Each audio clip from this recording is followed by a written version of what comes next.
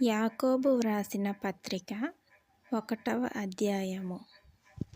దేవుని యొక్కయు ప్రభువైన యేసుక్రీస్తు యొక్కయు దాసుడైన యాకోబు, అన్యదేశములయందు చెదరియున్న 12 గోత్రముల వారికి శుభమని చెప్పి వ్రాయునది.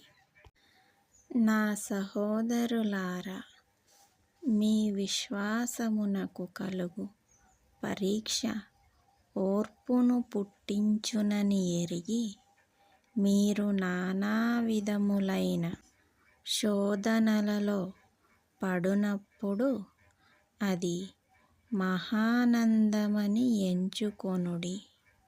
మీరు సంపూర్ణులును అనునాంగులును, ఏ విషయములోనైనను కొదవలేని వారునై యుండునట్లు ఓర్పు తన క్రియను కొనసాగింపనీయుడి.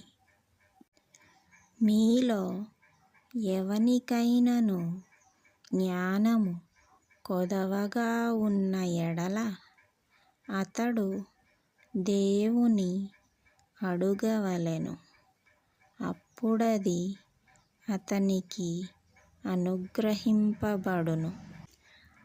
ఆయన ఎవనినీ గద్దింపక అందరికిని ధారాళముగా దయచేయువాడు. అయితే అతడు ఏమాత్రమును సందేహింపక విశ్వాసముతో అడుగవలెను. సందేహించువాడు గాలిచేత రేపబడి ఎగిరిపడు సముద్ర తరంగమును పోలియుండును. అట్టి మనుష్యుడు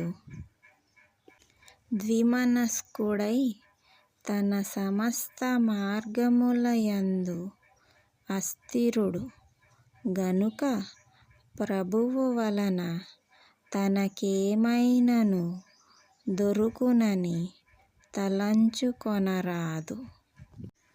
దీనుడైన సహోదరుడు తనకు కలిగిన ఉన్నత దశయందు అతిశయింపవలెను. ధనవంతుడైన సహోదరుడు తనకు కలిగిన దీనదశయందు అతిశయింపవలెను.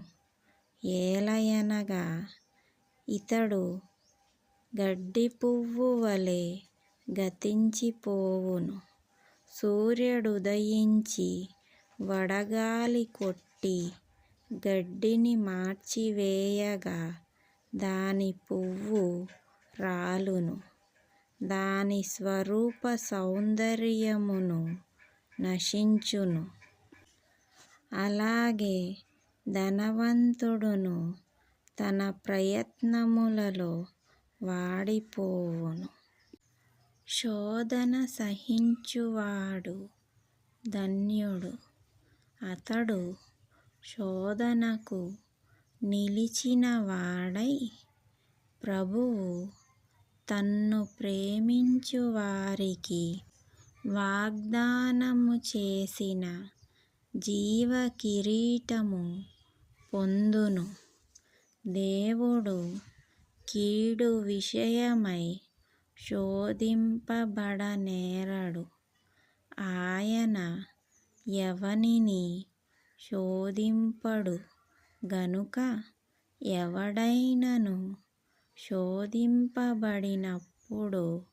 నేను దేవుని చేత శోధింపబడుచున్నానని అనకూడదు.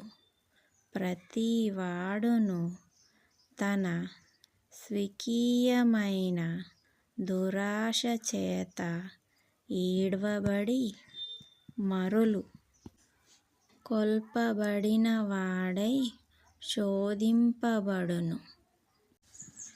దురాశ గర్భము ధరించి పాపమును కనగా, పాపము పరిపక్వమై మరణమును కనును. నా ప్రియ సహోదరులారా, మోసపోకుడి. శ్రేష్టమైన ప్రతి ఈవియు, సంపూర్ణమైన ప్రతి వరమును పరసంబంధమైనదై జ్యోతిర్మయుడగు తండ్రి యొద్ద నుండి వచ్చును.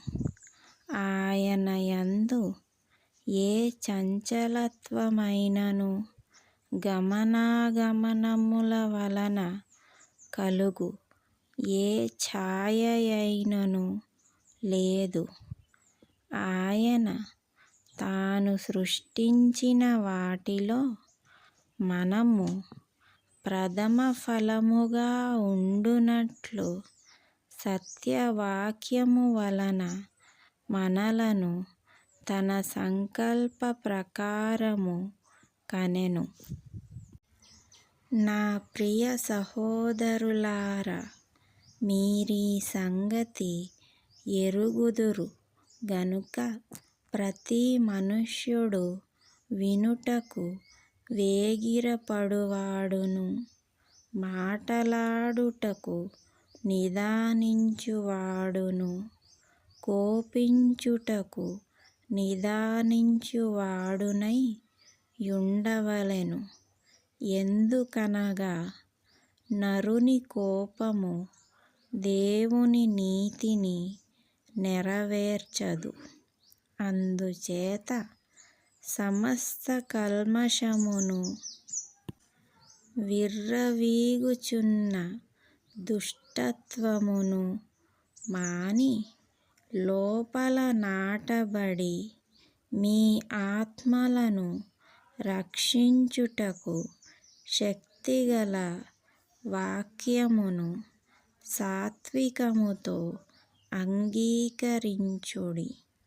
మీరు వినువారు మాత్రమై యుండి మిమ్మును మీరు మోసపుచ్చు కొనకుండా వాక్య ప్రకారము ప్రవర్తించువారునై యుండుడి.